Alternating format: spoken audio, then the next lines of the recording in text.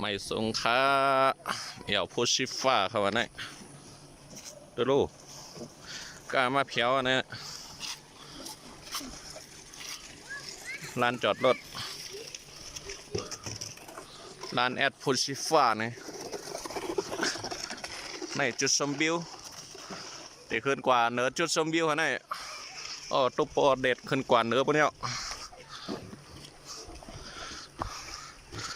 ไปหนทางคืนครับลูกไปกับจอมกันครับยามมาเหมือนกันครับเนี่ยยามมาฮอดเฮปอกครับ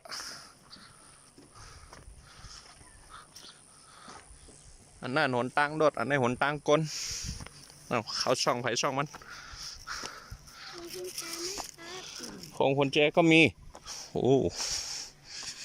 ยังไม่เอาหนูไอ้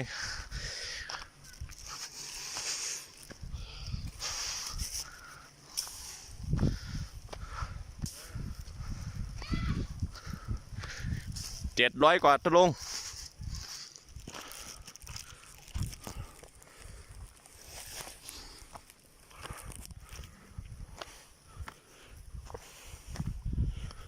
เฮ้ยอะวะ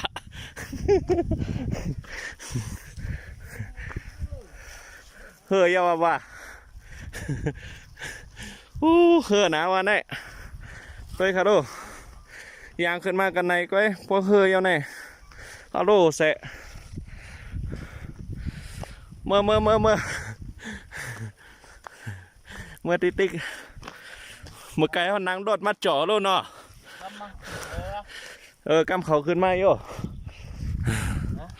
กำเขาขึ้นมากะไปตัวลงมาต้องห่วงเมื่อไกลเขานั่งรถมาเปี่ยวเนาะกำได้ไปพองเลยป้อวิดีโออ่ะป้อวิดีโอเหรอป้อเทียงด้วยครับหนตั้งขึ้นยามมาฮอดเพียวเฮปอกมาเพียวเมื่อไหร่ปกติ5 โมงอะเนาะโอ้เสะ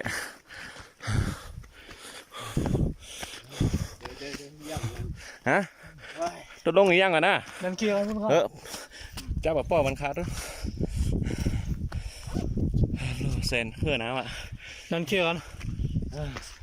มาเร็วป้อหันมั่งเลยป้อวิดีโอไว้นั่นน่ะป้อวิดีโอไว้อ่ะมาป้อขึ้นมาเลยค่ะหนตั้งขึ้น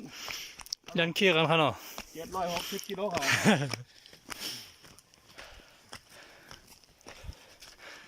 ตั้งคืนนึงกันเลยเนาะแล้วอยู่วัดอยู่จ้องยามนี่อยู่วัดอยู่จ้องในยามออกกำลังกายเฮปอกกามายามมาไหน760 กิโลครับว่ะพอเฮือหมดเดียวรู้สึกเฮ้ยยังแถวดิการตรงไหนวะเดียงอ่ะมาดู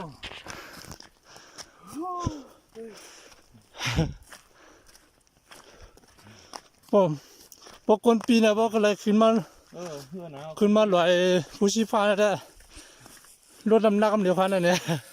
ตุลุงพวกคนไข่รถความโอนเนี่ยคนบีบอกไข่ผมไข่ปีเนี่ยขึ้นมาดีผู้ชี้ฟ้าเนี่ยท่านเนี่ยข้าวดังมาก่อนบ่ข้าวดังมาก่อนบ่น้ำ5 ชั่วโมงไงโดดยิงให้มาบ่ถึงก็5 ชั่วโมง4 ชั่วโมงบ่หายไว้ก็3 ชั่วโมงเลย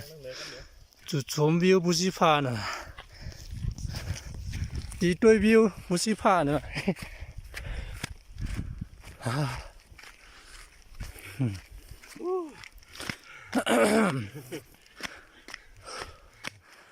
นะครับตั้งการได้บองเขาเนาะเป็นโลกียักษ์มาล่อแสนเนาะกวนหอข้ามไปมากเลยตั้งการได้บองเนี่ย ก็กำจางเอาขึ้นมาอันว่าไง โอ้เตามันมาให้ ข้านั่นขึ้นอะไรคะเนี่ย พูดเลย ฮัลโหล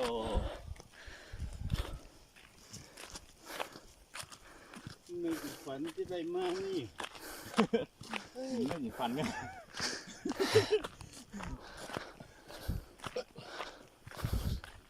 ฝันจะแอบทำยิงไหนอย่างนี้ขึ้นมาเลย ไม่ก็ไม่ขนาดมากะไปแค่ตัวก็ตั้งแต่จิตกับเมืองลาวค่ะเนี่ย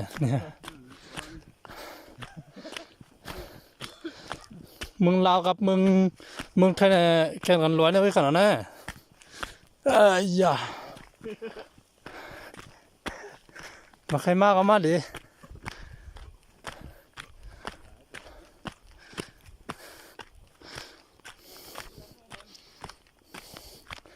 เข้าเลยมันเหมือนพ้องเข้าใหม่ขนาดนั้น ใกล้ถึงเลย นั่นค่ะ ใกล้ถึง ฮ่าล่ะ ใกล้ถึงเอา คือแต่บ่คือก็คือเนี่ยสินทุใจเงี้ยนี่ คือแต่คือก็คือน้ำมือออกอ่ะ ที่ได้เป็นไหนเอาค่ะ คือแต่คือก็คือก็สินทุใจแห้งเลยเนาะทุใจลง น่ะดินนอนอ๋อใจดินนั่งนี่ ก็มันได้ยังไง นะครับเนาะขึ้นมาน่ะโดยกระดับบนขนาดนั้น โอ้ดอยเดี๋ยวภูเขา เนี่ยค่ะ ก้อนหินเหนียวนี่ พอเป็นข้าวกันว่าได้บนมาดีเนี่ยบนมากลางตีนอนที่นี่ขนาดนั้นเนี่ยค่ะกลางเข้ามากับมันด้วยวิวมันกลางไหนมาก็ด้วยวิวเนี่ยกลางมันติดตุกกลางมันกลางเข้ามากลางมันติดตุกวิ่งเข้มเนี่ยอะไรกลางไหนมาก็กลางวันคืนนี่ค่ะนั่น แถวไอ้สักทีมาปุ่นก้อนหินปุ่น นั่นครับก็แล้วได้ขึ้นกันเนื้อหมักหินเนื้อบุญเขาเนี่ยเนาะมาชมกันล่ะ ตอนนี้มาอยู่ที่ภูชีฟ้าภูชีฟ้า go to ภูชีฟ้าwelcome to ภูชีฟ้า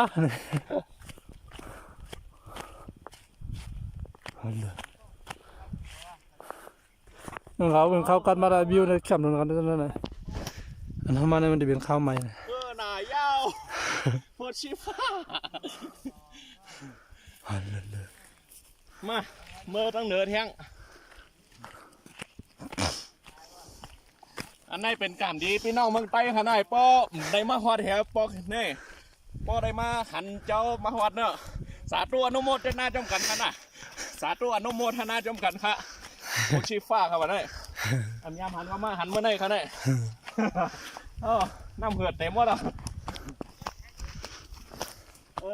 ไม่ได้บ่ไม้น้ำหือออกเนี่ยที่ขึ้นมือเหลือบุญหมอชินลายเขาเนี่ยหมอหินกุ๊กกักเนี่ย ดูผลตั้งคืนดู ตั้งกับเหตุการณ์ตั้งนะครับพวกกุนปีเขาเนี่ยเพราะว่าใครปีแล้วนะมาไปตั้งกันนั่นแหละไปขึ้นเงินลงไปถามว่าน้ำหนักถือรถมาได้ น้ำหนัก ยังไปใจรู้ น้ำหนักยอมเลยน้องค่ะฮัลโหลไปถึงนี่ อันนู้น นี่บ่ายถึงไรนั่นมันสมุน มีสั่งจอมขันนั่นมีสั่งจอมขันไม่รู้ น้องค่ะโอ้ยอย่า อย่างนั้น โว้ขนาดนั้นเหรอ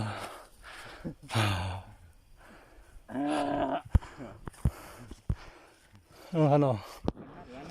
มาเลยน้องค่ะต้องบุญตั้งใจบุญที่เป็นเมืองลาวขนาดนั้นนะ โอ้เรื่องตายดิเข้มเพื่อหนาวอ่ะไง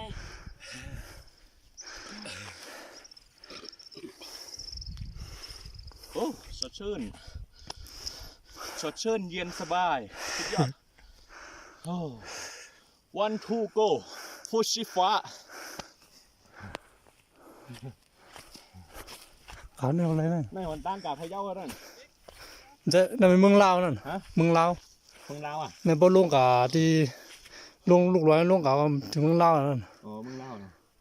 อ้าวโหใจเต้นแห้งแล้วใส่ เขาเนี่ยอะไรนั่น ลงไปกันจังเลยโย อันนั้นก็เลยดังบุญก็เลยนั่นดังนั้นก็อะไรดังเกี่ยวนะ นั่งรถเปียกนะมาไปตั้งแห้งกันเลย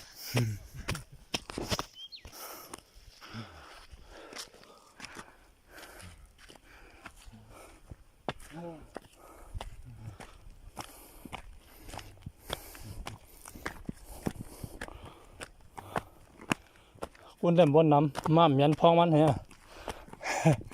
mà miềnเข้าquân năm ดีวะโคตรหอม quân nămได้เลยเลยหยิบส่วนของเขาอ่ะเขาเนี่ยนี่ ถ้าลงขาคนอ่อนบ่ต้อง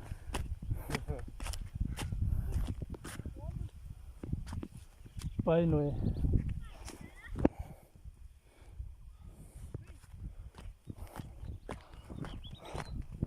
เดี๋ยวขึ้นมาดีคุณหมักหินเอาเลยบุญ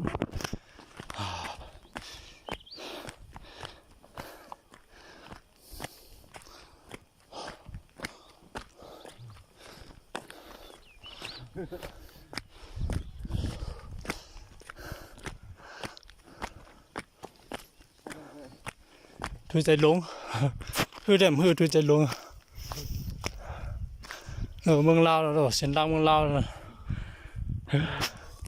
บนใช้เต้น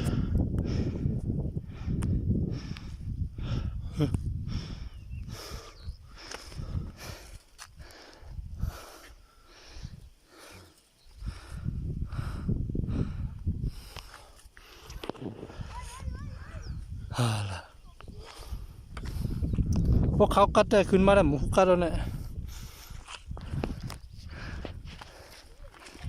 ให้มากินอะไรเนาะล่ะคืนกันต้องเนื้อบุญ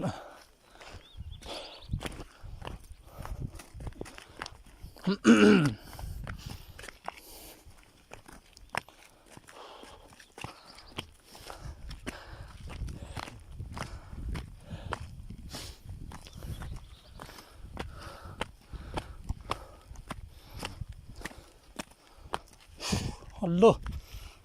ร้อยละทุนขนาดสูงได้สูงวะ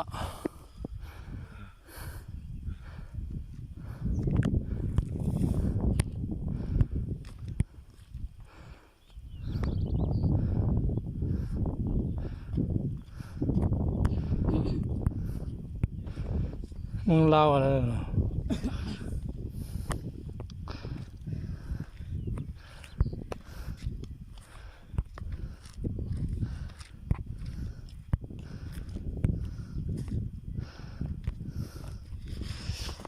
หมอกก่อนมันหลับไปแบบเป็นยังไงบ้าง เหนื่อย เอากระเป๋าพับจีมาโดนลงไปอ่ะ เหนื่อยไหม เหนื่อย เอากระเป๋าพับจีมาไปหมู่บ้านฮะไอพี่กับพี่มึงพี่ ดีนะ โอ้ ให้ดีนะเดี๋ยว เลื่อนมาต้องเหนือเลยขึ้นมาต้องเหนือได้ทุนเดียวก็ขึ้นมาต้องเหนือได้หลายกิโลน่ะ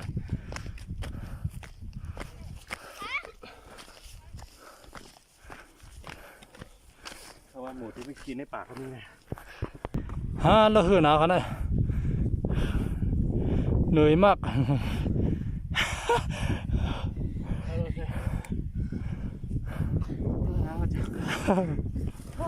นะครับถึงจิกร้อยแล้วนะลูกข้าตั้งคืนว่าเดี๋ยวมึงมีหลอกมีหมอกหลายกิโลมั้งนะลาก้าของใครปีแล้ว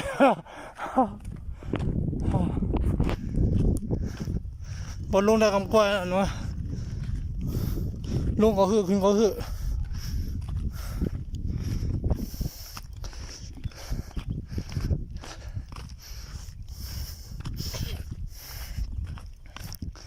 น